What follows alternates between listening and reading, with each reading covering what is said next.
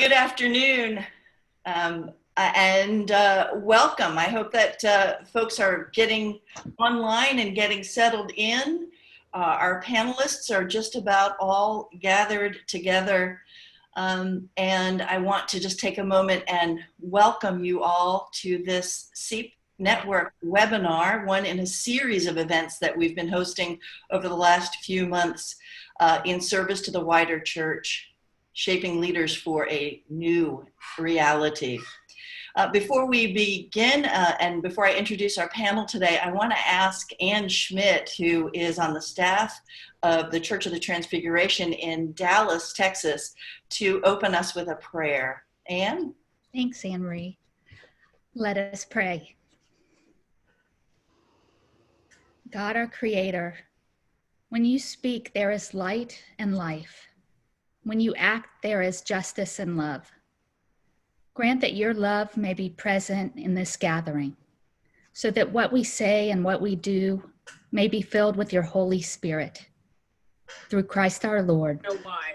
Amen. Okay. Great. Thank you so much, Ann. I want to just start by introducing who we have on this event today. My name is Anne Marie. I'm the rector of Emmanuel Church in Baltimore, Maryland, in the Diocese of Maryland.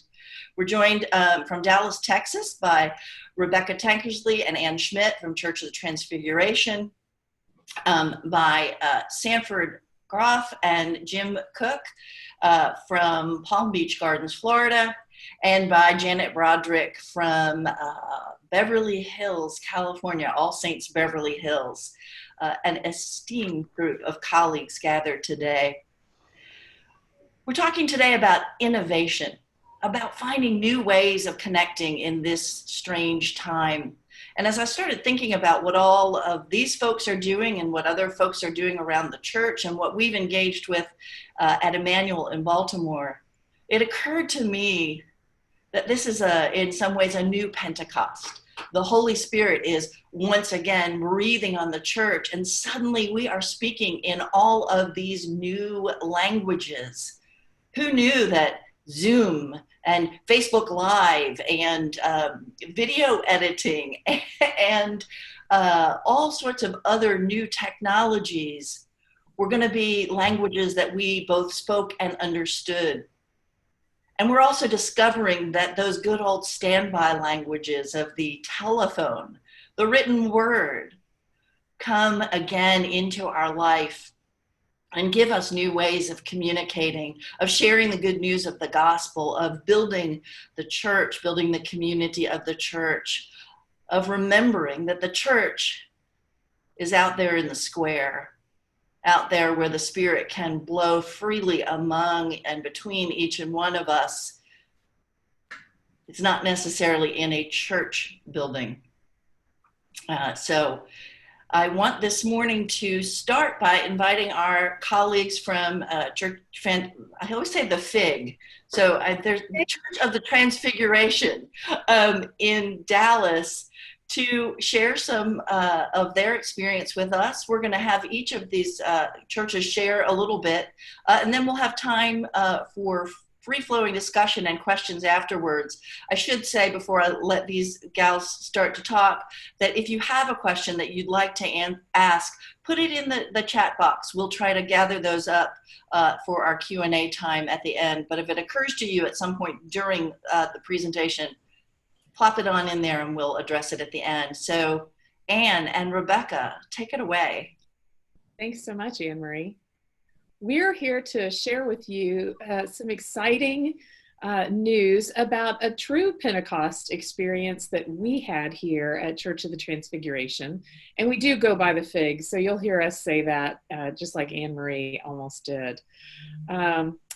This began with a sense that having fasted from Holy Eucharist for, what was it, 2.5 months, Anne, by mid-May, we all felt a longing. We all felt a need and a hunger to receive Holy Eucharist, but to do that as a body. Very early on, when we were still scrambling to understand the COVID virus, we suspended Holy Eucharist and engaged in a holy fast together. As Pentecost approached, our rector, Casey Shobe, and his wife who's also a priest in the Episcopal Church, were sitting around, and I guess that's what happens when two priests are married to one another. You know, they put the kids to bed and they start talking shop. So they got this great idea that we could celebrate communion and put a pause on the service and then deliver that Holy Communion to all of our members around the entire Dallas-Fort Worth Metroplex in a day, and receive together via Zoom webinar, just like we're doing here with this conference. And that dream became a reality, and we're here to share a little bit about how we did it and the impact it had on our members. We began by inviting our membership to register. We felt like it was very important to know who was going to be in town and to make sure that people wanted to receive, how many communicants would be in the house, and that sort of thing. So people went to our database, we use Realm, and registered for the event, letting us know how many people total we're going to receive, how many of those need a gluten-free wafer, whether if they were interested in receiving, they'd be willing to deliver communion to neighbors in their nearby area. What else did we ask, Anne? Whether they'd be willing to drive, whether they wanted to pick it up. We knew there would be some people who in this environment would be a little bit uncomfortable about having someone come to their home. And so we left that as an option for them to come to the church. We had a brainchild that we could give everyone a little gift to, because it was a Pentecost service. So as people were registering, at the same time, there's another group of people who were at work planning a really lovely Pentecost gift to send people.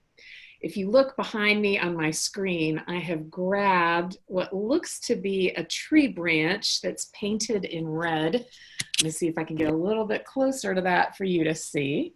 It is in fact a tree branch painted in red, and there are folded origami doves on the branch. That was used to decorate the altar when we celebrated that morning, and we created a video from one of our members who folds origami as part of his work as an artist. And we asked for people who might be willing to fold little origami doves to include for everyone who is going to be participating with us in the service. Within, oh gosh, in half a day, we had 20 volunteers who had agreed to fold little origami doves. And gosh, within a week, they had folded 500 doves. We're a fairly large size congregation. So people came by. Let's see, what am I missing, Anne, in the setup? Well, just,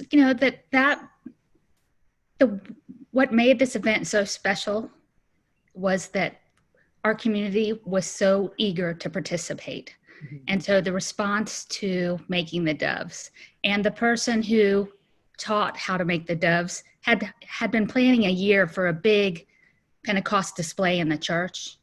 And he pivoted so quickly and was just so happy to be able to participate. Our drivers were thrilled. We'd hand them some packets. We had so many drivers, we couldn't even use them all. And we'd hand them a packet, and they'd be like, I only have to deliver to 2 people? I would have delivered to 100 if you'd asked me. They were so excited to be doing this, to be back in community and to serve. And I think that was probably the most important takeaway. But yes, there's also a ton of logistics in figuring out. We delivered to maybe 50 zip codes. We are not we're kind of a destination church, and we are not in a small town. And so we had people 30, 40 miles away. And so the logistics of grouping people so that you could deliver the communion, getting the number of wafers they needed per household, whether they needed the gluten-free, all of those kind of things. It takes about a week of a lot of minute kind of work. We had a total of 230 households who registered. We had 70 volunteer drivers. We couldn't use all 70 of those drivers. We pre-record our services, and throughout the rest of the season, we've been doing anti-communion, just leading right up to Holy Eucharist, and then concluding with the Lord's Prayer and a blessing and a dismissal. On that day, we recorded the whole service. We recorded the consecration of the Eucharist. When we were finished, and I think there's some pictures of this. I don't know if we're able to send them or share the screen and show them now, but we've got them, and we'll put them in the folder of resources for you. We laid them all out on cookie sheets with parchment paper. We had eyedroppers, and we tincted each of them with a small droplet of wine so that people could receive in both kinds. We know it had been a long time since people had received. And we let those dry with a little tabernacle light next to the cookie sheets. People who handled the elements all the way through, from the consecration to the intinction to the packaging, were masked and gloved. After they were dry, we put them all into little pouches, and we used some economies. So we had the small priest toast, which has about 4 servings, and we use those for households of 2, 3, or 4 people. We had some individuals for houses of 1 or 5, and then we sort of made it up for combinations bigger than that. We packaged it all together in an envelope with the recipient's name, address, and telephone number, how many communicants there were, whether there was any gluten-free, and they got a bulletin, and they got a dove, or as many doves as they had communicants. And then our drivers came to work. They came and picked up in our carport. We had some balloons because it was Pentecost, and we'd renewed our vows during the service. We asperged their cars. If they rolled down their windows far enough, we would asperge their faces, and people loved it. The joy on everyone's faces, the joy that just filled the air was palpable. Some who live very close by walked up with their dogs to pick up their envelopes. And it went very, very smoothly. Then at 5 o'clock in the afternoon, we got on a Zoom call like this, and we had a panel just like this. So we had some clergy, we had some lay leaders, and each person who was part of the panel took part in leading the Lord's Prayer, for example, or in speaking a line or two of a blessing toward the end. And so it really was a community-wide event that just felt, I felt like I had, spent the day in an amusement park when I got home at the end of the day. It was so much fun to connect with everyone, and I know others felt the same way. And we're in the midst of doing it again because we're doing communion on Sunday. No doves, no balloons, but we are going to do this monthly because people wanted it so much. And we have the same number registered, and we have a ton of volunteers that we won't be able to use them all. So what we put together by way of an offering to those who are watching and who may be interested, we've got some things to offer you. We've uploaded a copy of the bulletin that we sent home to people. We've uploaded a copy of our logistics document, which sort of walks you through the minutia of how to think through this and get everything lined up. Who did what, when the Altar Guild helped and when we had others helping.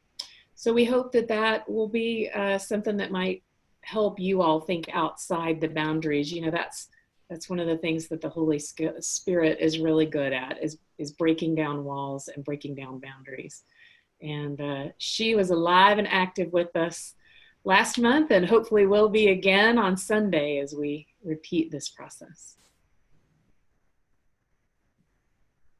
Well, thank you both so much. That is so inspiring, and how great to have extra people eager to participate. It can sometimes feel like we are, dragging people into volunteering, and sometimes you just need to open a door. So thank you so much for opening that door and flinging it wide open. I want to take us now to Jim and Sanford, who are at St. Mark's in Palm Beach Gardens, Florida, so they can share with us some of the good work that they have been doing down there in the Sunshine State. So, gentlemen, take it away. Thank you. Appreciate that, and thanks, Ann and Rebecca, for that interesting experience. It's really inspiring. It kind of gets you thinking already. What can we do? Right, Sanford? That's right. St. Mark's is down in Palm Beach Gardens, and our efforts during the pandemic have been to try to stay connected with the congregation through a daily platform called St. Mark's Connected. And it really was born out of an idea that we had started probably 7 years ago in a video blog that I do. That's not that creative. It's not necessarily that always that inspiring, but every week, just religiously on Fridays, so that it gets in people's emails through, constant contact at the same time. So I think it was always like at 6 o'clock in the evening, there would always be a video blog for me that we title Listen, Think, Pray. And I would, spend not very much time preparing what I was going to say. We kind of kept it to about 2 minutes, two and a half minutes, maybe based on the readings for the weekend, maybe not. Maybe more things that were going on in the culture or whatever kind of felt inspiring in the moment. And the trick of it was that we had gotten into the discipline of being consistent. So we didn't do 2 takes. I didn't worry about whether it was perfect or not. I never wrote it out. We went all over different places. Sometimes I was in grocery stores, sometimes I'm at the beach, sometimes I'm in my car, sometimes I'm in the church, sometimes I'm in a classroom, sometimes I was going to the hospital, kind of wherever we were doing our work and kind of fit, we would try to have different locations. But literally, if our some staff person wasn't there to kind of record it, I would literally just record myself that easily. And the point was, don't worry about the quality, just be consistent. Do it every Friday, get it out at the same time, keep it, easy on yourself or you won't do it. And so that's a long preamble into how we got to where we are with St. Mark's Connected, because we had disciplined ourselves once a week to do this. And it builds, the congregation gets used to it. It kind of builds a following, and they always knew to look forward to a certain time.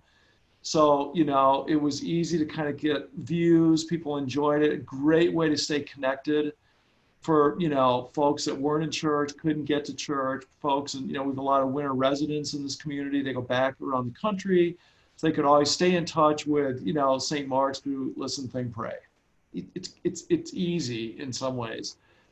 That's the segue into what we decided to do for how to stay in touch during the pandemic, which was to basically do something every day, except in way expanding it past me to other members of the staff from their own sort of perspective. So Sanford kind of can take it from here, and we created a logo, kind of created a look, color scheme, decided to send it out at the same time. Now it's 10 o'clock every morning, that every single day. So we're now kind of in this rhythm. But Sanford, you can take it.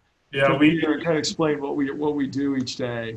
Yeah, and so we've been doing Listen, Think, Pray every week on a Friday, and on the Thursday right before we closed, we the decision was made on Thursday to close, to close the campus. And on Friday, kind of our last day in the office, I went into Jim's office and I said, we need a logo. We need to send a video out every day. We need to get everyone involved, like from their houses with their iPhones. And he knows after doing this for 6 years that this is a grind. And he said, are you sure you want to take this on? Because that's fine for like a week or two, but after 3 or 4 or 5 or 6 or 12 or whatever weeks, at that point we thought it was going to be, a couple months maybe. It's gonna wear the socks off us. And I said, no, we're good. It's gonna be great. So I kind of came up with a schedule. We came up with a look. So it's called St. Mark's Connected. It's red and white, and we have an executive kind of assistant who's versed in graphic design. So she put that together for us. She really quickly learned how to edit videos on just iMovie, and literally with our phones. we started shooting. And the youth director did Wednesday, so it's youth group Wednesday, it's devotions with the deacon Thursday, it's listen, think, pray with the rector on Friday. I had an idea from last summer where I wanted to do a cooking show called Cooking Under the Collar, but I never had time to do it. And so I was like, well, we're gonna do Cooking Under the Collar on Saturday. And then Sunday is our live stream service. Monday is Music Monday with our director of music. And then Tuesday is kind of a hodgepodge. So it could be, like our receptionist, or we had the sextons, or it could be our AV, volunteer, or the soloist who sings for us sometimes. And basically, we went from editing one video a week to editing literally 7 videos a week, and then we had 2 chapel videos for our school. So Christy, our editor, was doing 9 videos a week to kind of put this together and push it out via email at 10 o'clock every morning, as well as Facebook and Instagram. So that's kind of, and then the platform we use is YouTube. So everything goes up on YouTube, and it's all branded the same. It's all got that kind of consistent look. For Jim does, and you can talk more about this probably, but his are more kind of thematic, depending on what's going on at the time. Listen, Think, Pray is not a venue for announcements. So I've tried that when he's been gone. I've tried to this weekend, come to whatever, and that never works. People don't want to hear that. They want to hear kind of what you're thinking or how you're feeling. And so I took that idea to my kitchen and did this Cooking Under the Collar. And I basically, got a tripod, and I turned my camera on, and it's kind of like Mr. Rogers meets Julia Child. It's this weird, it's kind of fun. And the first one, I'm like, oh, you got to look at the camera. You've got to kind of move the camera. But it was just me making dinner. I literally made dinner one night, and I sat down at the end of it with the camera rolling. I said grace, and I ate 2 bites, and I told him what it tasted like. And the next morning I had, we edited, it was that first one is pretty easy to edit because it was kind of straightforward. And the next morning we had, what did we have, 500 or 600 or 700 views for this crazy idea that, at one point I babbled about how this is kind of like wandering in the desert with Moses. And for 40 years, they were, kind of out there and not living their normal life. And that's what the pandemic's like. I mean, it wasn't deep theology. It was kind of simple, in your kitchen, you've got a minute while the pasta is boiling to kind of say something. Nothing scripted, nothing prepped other than the menu. And now we're weeks into it. I've done everything from ribs and chicken marsala to I've done pretzels to cookies. Recently I had our organist, our director of music on with Zoom. So he cooked in his kitchen and I cooked in mine. This is the most recent episode. And we kind of went back and forth. That was an editing nightmare, but Christy did a great job. And it's just, I think people appreciate it because they get to be with you, and they get to be with you in kind of a normal way that everyone is having to spend time in their kitchen, even if they can't cook. And I can't tell you the number of people that have sent notes and calls and emails and comments saying, your fill in the blank was delicious, we made it, everyone loved it, or here's a suggestion for improving it. So it's been a great way to stay connected. And the last thing I'll say about that is some of our parishioners, who have been kind of a little more introverted over the course of our time have reported back that they've never felt so connected to their church before. And that's like music to a priest's ears, right? Or anyone's ears, really. So in the midst of a global pandemic, we've kind of found a way to try to at least stay connected through the technology available to us.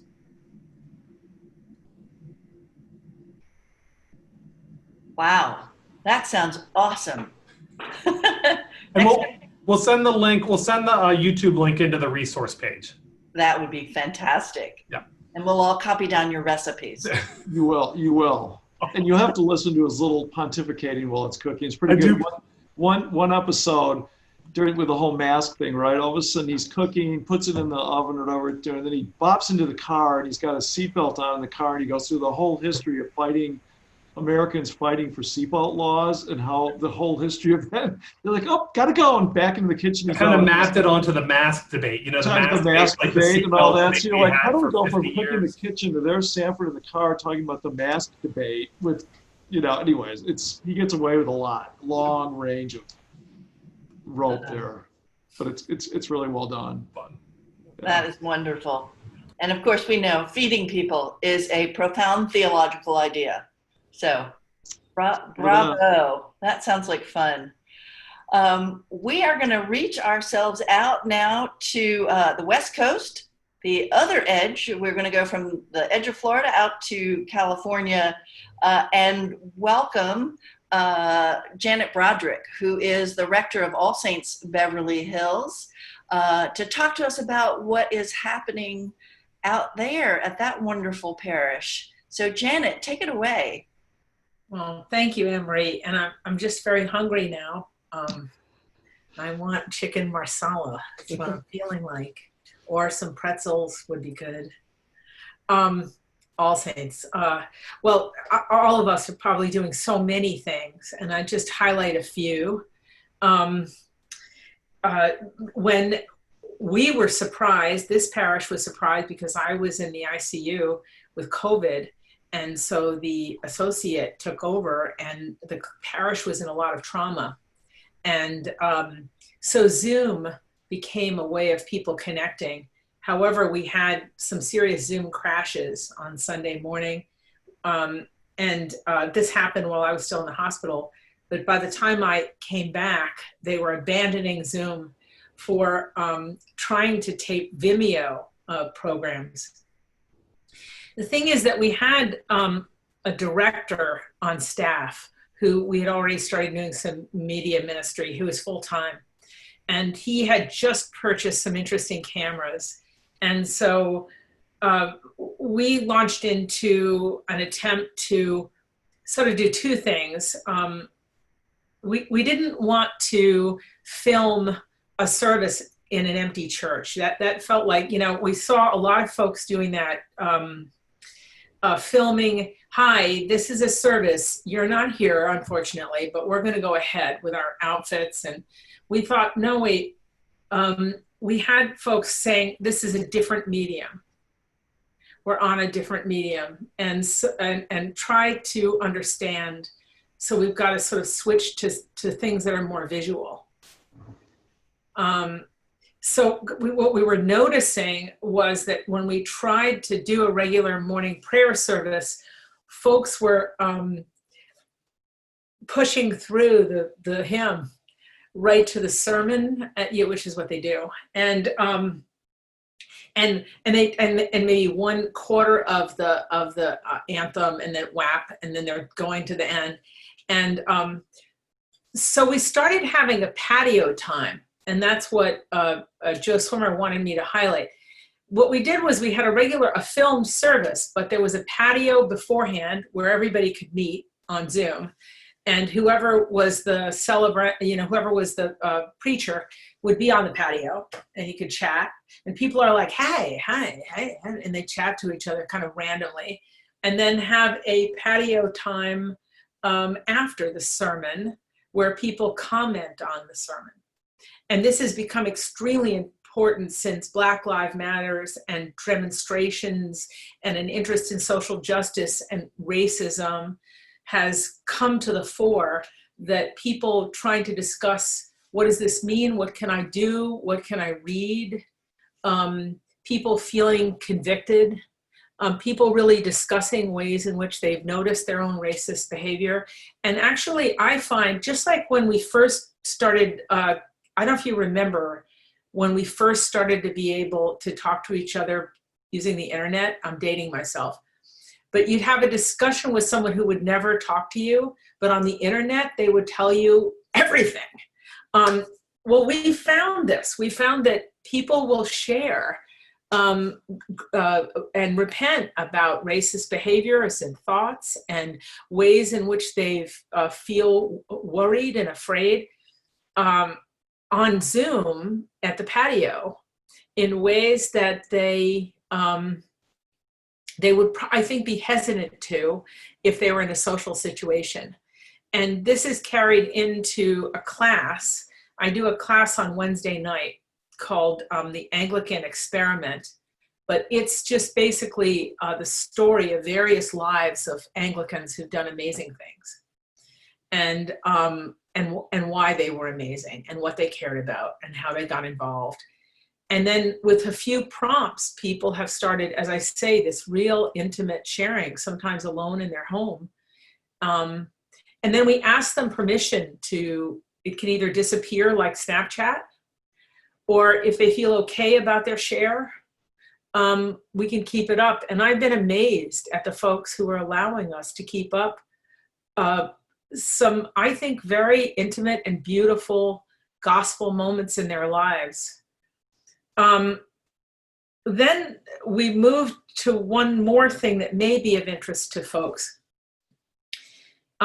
We decided to have one service that followed a fairly regular program from our end, and the same sort of anti-communion and then a Lord's Prayer. But then another service, which we call the experimental service, which is using film in and liturgy in a totally not feeling restricted in any way. So the beach and some meditation, and then going from there to some resources. And I want to shout out about a resource that has been astounding for us. I don't know if you're aware of something called Common Hymnal. Common Hymnal is a group of interracial young people who are writing their own music now.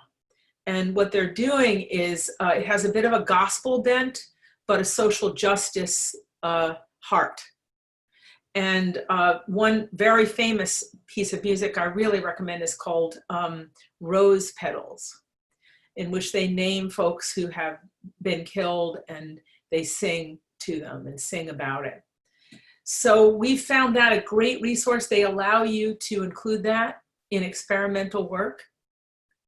No fee. If you want to give them some money, which we wanted to, that's great. That's been a great resource for us, I have to say. But also much open source material, especially now on social justice, is there for us for the use. So with cameras, we also, to give it another example, something that might work for people, and you could certainly do with an iPhone, we visited about, I think it was 20 parishioners, all different ages, safe distancing, wearing masks, but far enough away and outside. And I gave them prompts. I told them to pretend they were Martha Graham and or Isabella Duncan or whatever, and tell me with your body how you feel. How do you feel about COVID? How do you feel about God? How do you feel about your church? How do you feel about being in your house? And people started from the age of about 93 down to 2 to give us a feeling with their body. And we played music and just put the word on the top of the prompt and watched our parishioners feel with their body what they were feeling. And that made a film that started to draw people in. I think like the cooking show, frankly, shout out to you, to start to understand that the materials that we're working with are our body, our food, what our homes look like, house tours, the closets of All Saints is one idea we had. What's your closet look like and why? Trips to the attic, because it's visual. And then the whole possibility too of leading people through meditation. So we went down to the sea, we filmed ocean for a while, And while the ocean at Santa Monica is going, we're just breathing. And then that's how we've been going into our confession. I'm finding that confession and prayer on the internet is very hard. People were skipping over that. We started watching what everybody was just whapping through, and you can actually steal a glimpse of that. And I knew they weren't praying. So, but if you have a good ocean and you breathe for a while, and just let the Spirit come in, and then after folks have centered, lead into a confession. We used the Martin Luther King confession recently. That seemed to help. But so for All Saints, it's all about, we have a lot of people in the industry, and they all have a lot of opinions. And the whole key, I so agree with everybody here, is not to be judgy, is to just let the material be the material. You know, what do you get? What'd you get? And just be with that. And it's amazing how it gets better as you go. Yeah. Is that helpful? Very, Yeah. very. I'm completely blown away by all of the things that these great parishes are doing, and all the things that we know that colleagues in other parishes across the country, around the globe, are doing. One of the great blessings of this time is we get to see what everybody else is doing. You can't go to church at 500 different churches on Sunday morning unless you're, the Easter Bunny and you can travel that fast. But online, and yes, you can Zoom through someone else's liturgy as well. Yeah, I know what the creed sounds like. I don't have to listen to that. So, just bravo, brava to all of you. Wonderful work that you are doing. I will share that Janet and I also share a connection in that we both began our rectorates within the last year. So unlike having 6 or 7 years or X number of years of a habit of a Friday video or a long-term connection to a parish, all of this came about before we had even gone through our first Holy Weekend Easter with the congregation as a community. And I say that to say, how great is the Holy Spirit to take up for that lack of direct experience with our communities, and even more so for Janet, who was in the hospital as the public worship had to be ceased, as we were issued stay-at-home orders. How wonderful, again, I'll comment on the eagerness of people to connect, the thirst, the hunger to be together. In my own congregation here, we have a huge tradition of choral music. And that was one of the first things that we just, even before that ACDA webinar that said you shouldn't be doing this, kind of instinctively knew this is not going to be a good situation. So we looked at how else can we make music together, and tried a couple of things that didn't work at all, and have now found a few things that work. We're going to add a new staff member, a new director of music in July, and I've already said to him it's an interim position, but this will be the most interesting time joining a congregation you've ever had, because I can't tell you when you're going to see them, but they're out there and they're fabulous and you will love them. So I just want to reflect back to some of you, and maybe you can comment on this as you might feel moved, that I noticed in all of these congregations: eagerness, I've already marked on that, consistency, but the pair of consistency that I love is the absolute willingness to fail, that we're just going to try it. Rebecca, you said you didn't know how many people were going to respond, or whether you'd have enough drivers.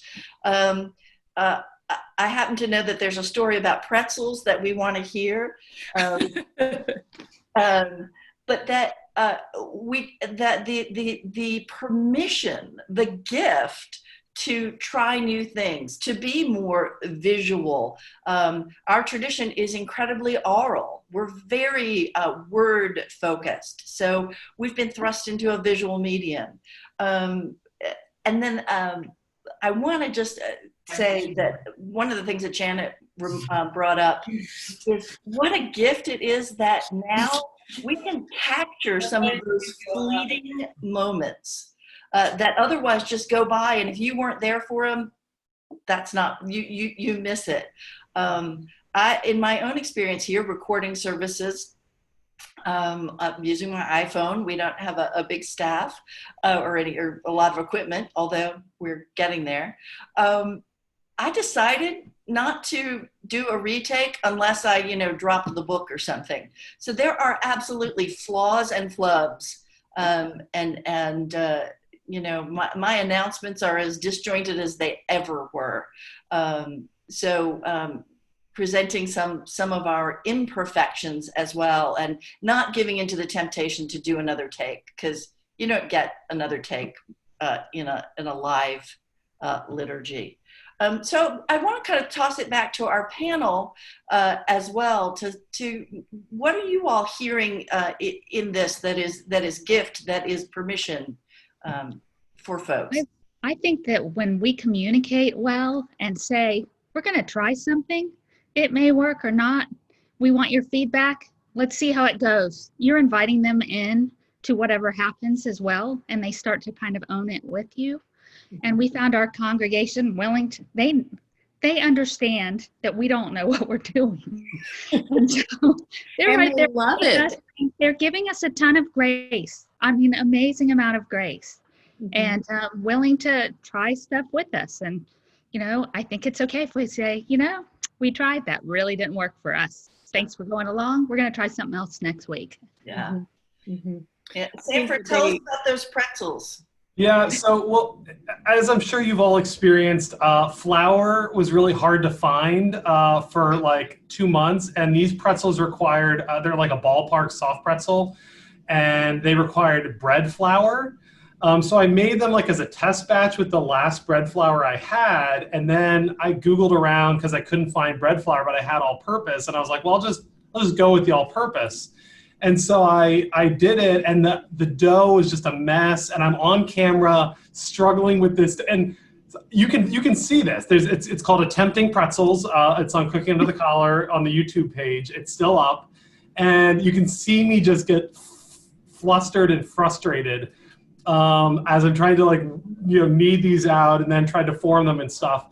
And finally, I just turned the camera off even before they were done. And I called Jim, of course, and I complained. He was like, just go for it. Just bake them and see what happens. So I did. And then the next morning I woke up and I decided, all right, I'm going to, kind of in my like sweatshirt or whatever, I decided to just turn the camera on and show the pretzel that I had made. And it tasted good. It just, the dough did not cooperate. So I finally, a couple weeks later, I found the bread flour and I actually made them again. And that's up there too with the proper recipe. But it's that whole idea of being willing to give it a try. The other thing for us that I'm noticing, again, we've got Music Monday, Youth Group Wednesday, Devotions with the Deacon, Listen, Think, Pray, Cooking Under the Collar. Different people like different stuff. My mom loves Music Monday. She just loves Daniel, playing the organ or the harpsichord or the piano or singing or chanting. She could kind of, she watches my stuff, I think, but normally she says it's too long and it's, why did you do it that way? And, she's the one that taught me to cook, so she gets to have an opinion. But different people are going to be drawn to different things. So if even if you're a rector, with a very small staff, get some of your lay volunteers involved, get them in front of the camera, ask them to record themselves. Don't feel like you've got to do all of it yourself. Yeah, I think I noticed I've had a lot of anxiety about the folks who are not connecting with us virtually. And I think at All Saints, it might be up to a third of our folks who are not connecting with us virtually and starting to try to figure out who they are. And one thing we've thought of just that is helpful is to do a newsletter, which frankly can be sent out. We're not doing it in-house. We send the newsletter and we send the list from Realm, and then, they do the printing and they send it out. But for people to get something in their hands at home. But I want to just acknowledge that we all live with a lot of tension and anxiety about being out of touch. And there's some kind of grace in knowing that there are circles of people within the parish who seem to be developing an ability to care for each other. And I'm starting to wonder now about how to know where those natural circles have developed, so that when we can be together again, we can know where to go with them, because there are natural circles within the parish, right? Mm-hmm. Age, location, theology. Absolutely. Yeah, that's very true. The telephone, right? This thing has become a great tool for people, and they're really proud of telling us who they've been connecting with, so it connects them back to us in the office with little reports about everybody I talk, which is great because we really do find out a lot. And then the other thing that we've discovered, I think, is the power of note writing, of sending a note to somebody through the old-fashioned mail. Also is a really surprising way to communicate with people, and it feels very personal these days. So we've all tried to kind of take like just little note cards, and you don't have to write a letter, but just a quick, hey, missing you, thinking about you, but something, and throw it in the mail so that they actually get a piece of personal mail is powerful. And we get notes back from people, like in their offerings, and when they're sending things in with notes, telling us how much they appreciate what we're doing or staying connected, or, will you pray for somebody, whatever. It's just really simple things that we take for granted and we don't do anymore. We think are pretty powerful as well. I'm sure you've all discovered that at some level too. Indeed. I had a great comment from a parishioner who's a big, busy corporate person, who said one of the gifts of this time, both in the church community as well as in her own work experience, is that we've discovered that meeting really could have been an email. But I think we extend that meeting really could be a phone call. Right. And a one-on-one phone call, not even a conference call. Mm-hmm. And we started out having our vestry each take a portion of our parish directory and take responsibility for calling their block of people. And that has created the ripple effect of these other little groups of folks forming, or that, as you mentioned, we're finding out things that other people are doing. And we try to lift up and communicate in our website and our weekly e-news when people sort of catch someone doing something good.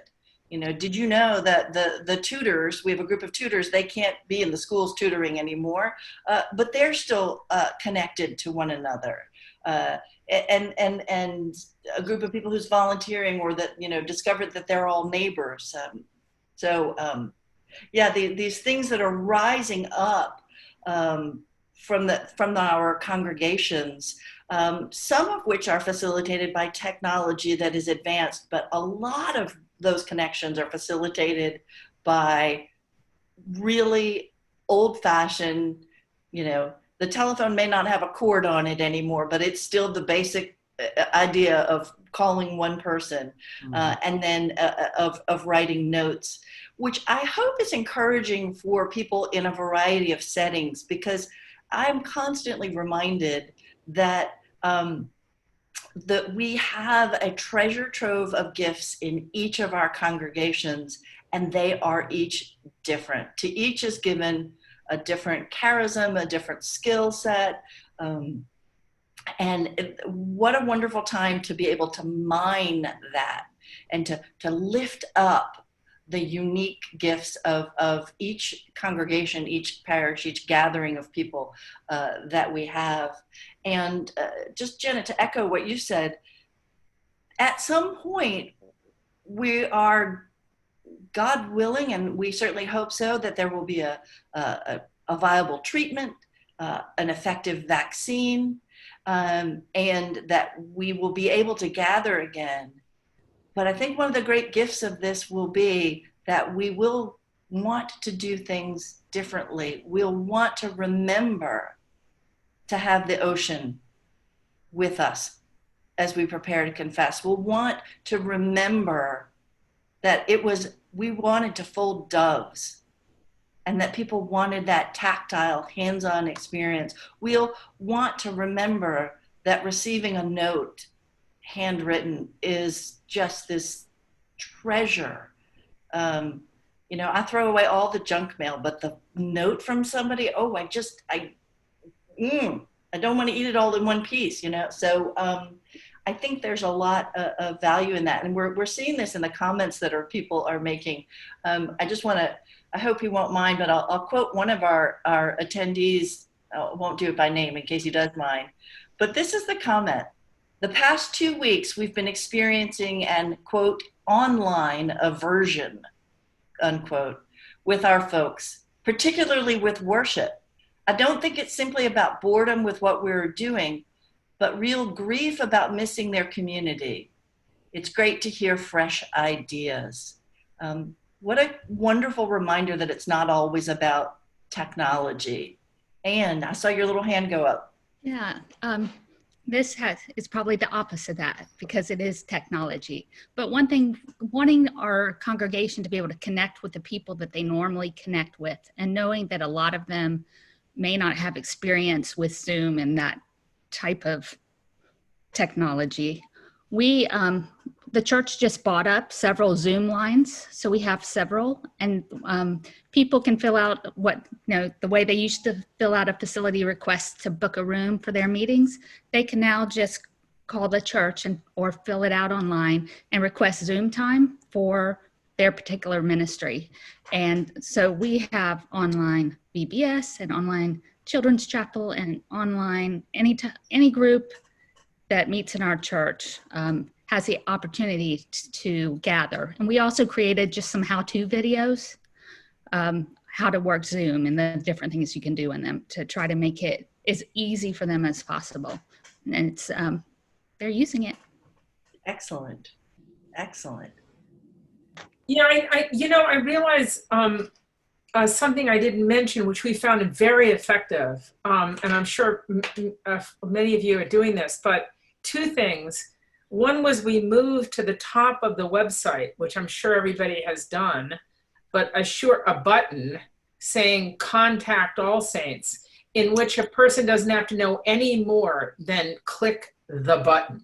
And when they click the button, it leads them to a place that's really understandable, intelligible.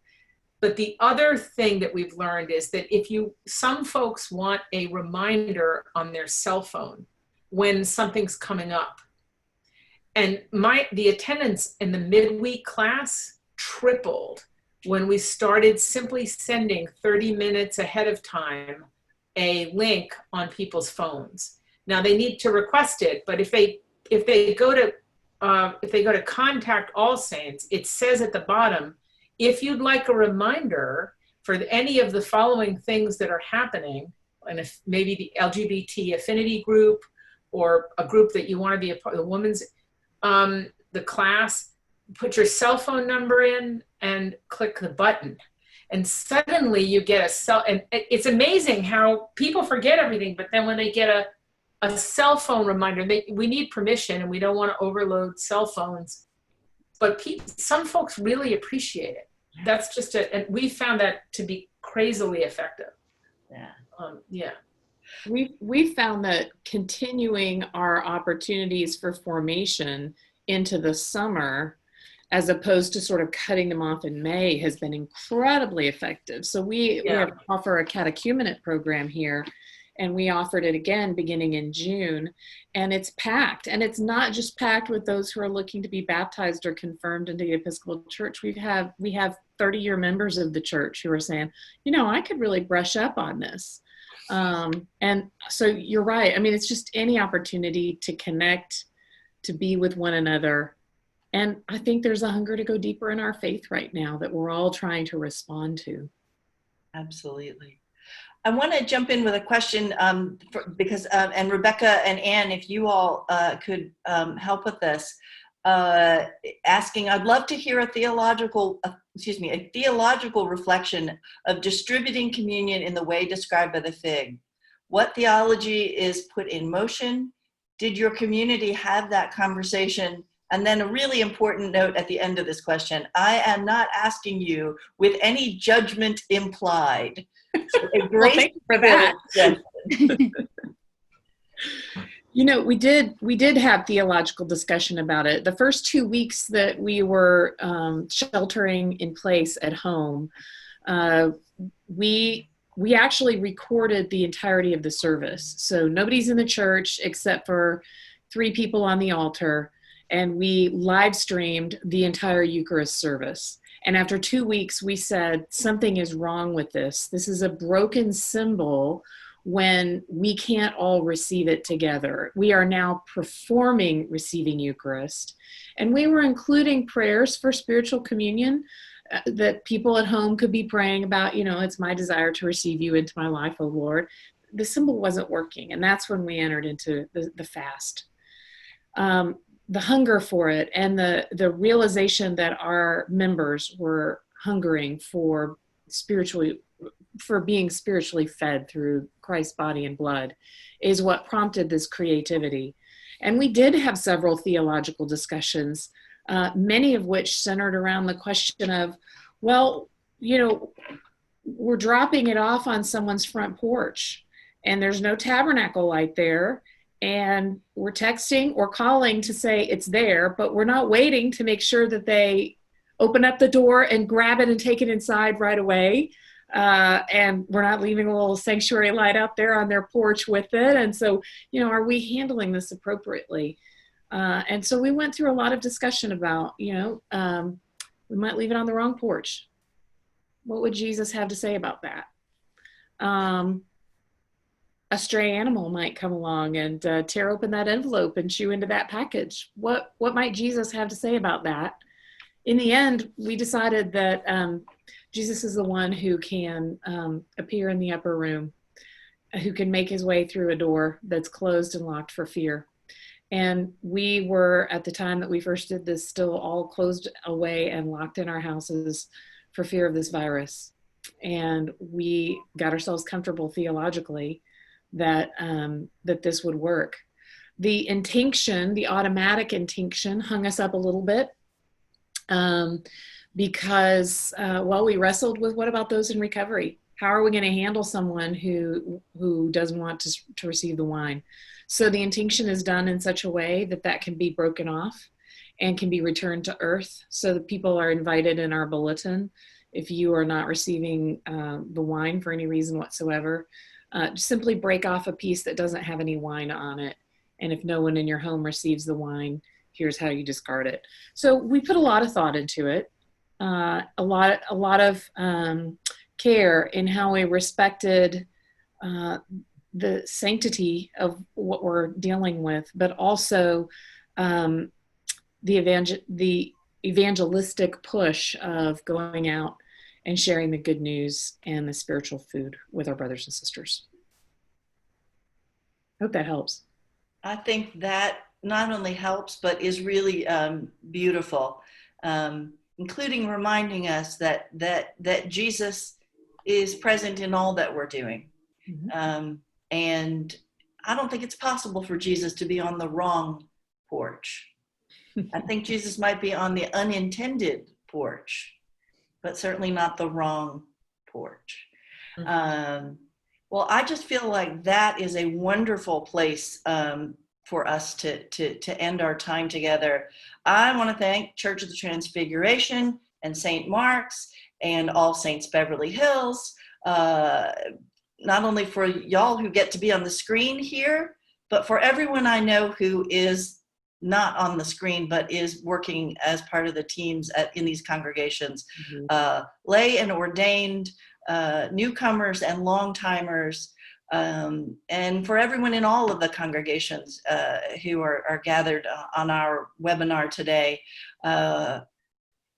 Jesus had 12 on his team, and we have a multitude, and we are sent out to go and do likewise, and not to worry about our footwear or our outfit, or whether we're on the right porch or the pretzels worked or anybody can connect on Zoom, but to be bearers of the good news of resurrection and life in Jesus Christ. And certainly all of you are making that news proclaimed boldly from the mountaintop and from the laptop.